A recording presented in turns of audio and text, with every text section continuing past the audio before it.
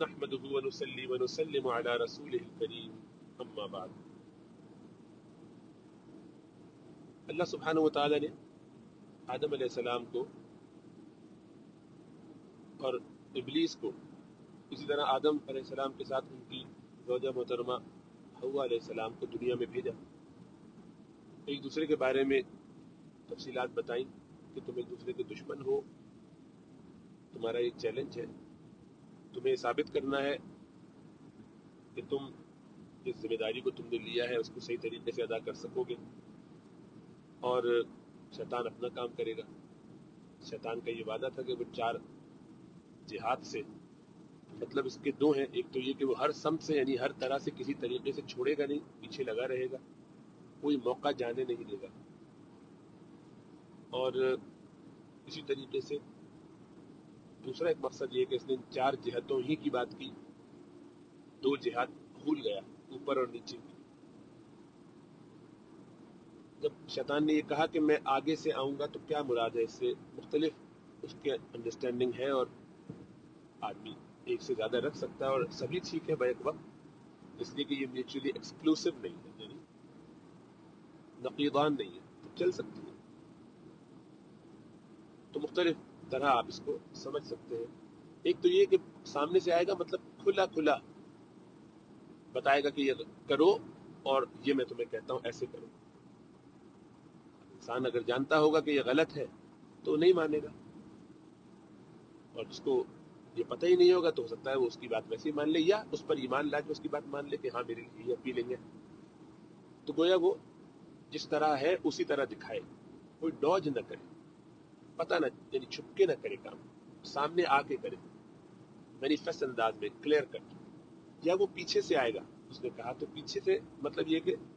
ایسے کرے گا کہ ہمیں پتہ نہ چلے کہ دشمن کہاں ہے، چھپ کے وار کرے گا۔ دشمن کی دونوں اسٹریٹجیز ہوتی ہیں، شیطان کے پاس یہ 2 اسٹریٹجیز اور ہیں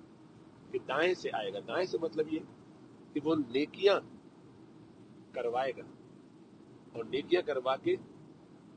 دلوں میں برے خیالات ڈالے گا، یعنی اپنی نیکی کے بارے میں اس کو تکبر ہونے لگے گا، عجب ہونے لگے گا، یہ خیال ہونے لگا کہ میں کچھ ہوں، میں ہی ہوں، دعوے کرنا شروع کر دے گا، بڑھتا جائے گا، اس کو یہ لگے گا کہ میں اوروں سے بہت بہتر ہوں، اس لیے کہ میں تو نمازیں پڑھتا ہوں، میں یہ تسبیحات کرتا ہوں، میرے تو معاملات ایسے ایسے ہیں۔ تو اپنی نیکیوں پر اس کو تکبر ہونے لگے یا احساس ہونے لگے، تو یہ سارے اعمال ضائع۔ یا ان نیکیوں کو وہ کرے گا لیکن دکھانے کے لیے، دکھاوا کرنے لگے گا، دکھانے کے لیے کرے گا، واہ واہ کے لیے کرے گا۔ اسی طریقے سے بائیں طرف سے جب آئے گا تو وہ گناہوں کو ہلکا کر کے دکھائے گا، خوشنما کر کے دکھائے گا، یا بڑا اپیلنگ کر کے دکھائے گا۔ گناہوں میں مزہ ہے، حلاوت ہے، اپیل ہے، دنیاوی طور پر اس سے اٹریکشن زیادہ ہوتی ہے، ہر چیز اس میں مزیدار لگتی ہے۔ تو اور کبھی وہ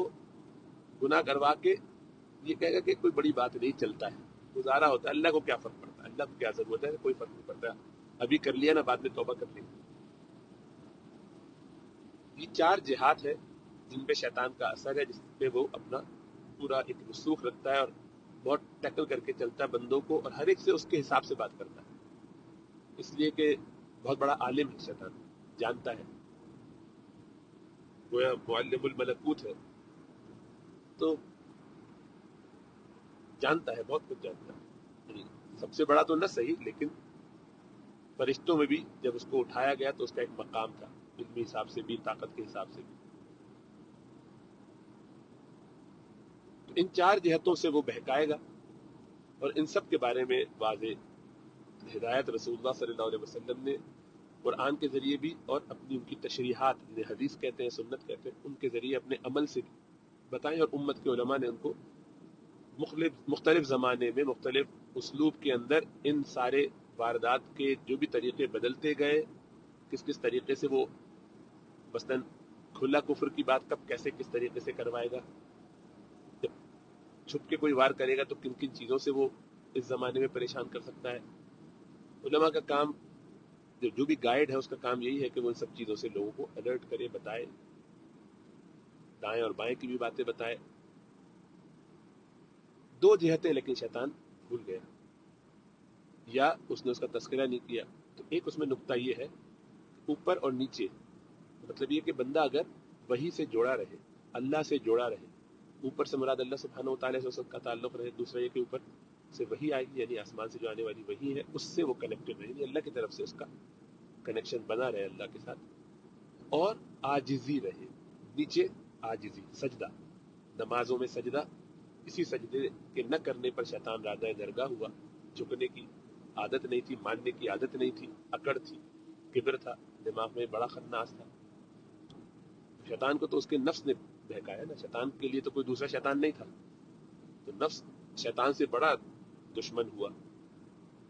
اور جتنا آدمی جھکتا ہے، اور جھکنے کا مطلب یہ ہے کہ ایک تو نماز میں جھکتا ہے،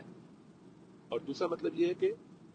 اپنے آپ کو عاجز رکھتا ہے، اپنے بارے میں دعوے نہیں کرتا. فلا تزکوا انفسکم، اللہ فرماتے ہیں وہ اعلم بمن اتقى، اللہ جانتے کون تم میں کتنا ہے پانی میں ہے، اس کا کتنا تقوی سب جانتے. تو اپنے بارے میں ذرا زیادہ اپنی بڑائیاں بیان مت کرو، شیخی مت بھگارو، اپنے آپ کو زیادہ اتنا علامہ مت سمجھو. ہم سب کی تمہاری اوقات جانتے ہیں، اللہ جانتے ہیں کہ کیا تم ماؤں کے پیٹ میں تھے اور کس حالت میں تھے اور کیا کر رہے تھے اور کہاں سے پیدا ہوئے، وہ سب جانتے ہیں. بار بار اس کا تذکرہ اللہ کراتے ہیں وہ اوقات یاد دلانے کے لیے، جو انسان بڑی جلدی سے بھول جاتا ہے. تو شیطان کی یہ چاروں جو ہے جہتیں، اور ان میں دو جو جہتیں ہیں ان میں آدمی کی حفاظت کا انتظام زیادہ ہے، اور باقی چاہو مکھی اس کو لڑنی ہے، پہچاننا ہے کہ کہاں سے گڑبڑ آئے گی، کہاں سے ڈسٹریکشن آئے گا،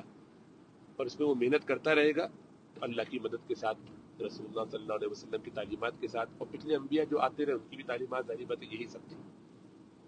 سب کا دین ایک ہی تھا، شریعتیں مختلف وہ زمانے کے حساب سے تھی. تو یہ سلسلہ یہاں سے شروع ہوا. اگلے سٹیپ پہ ہم آگے چلیں گے الگ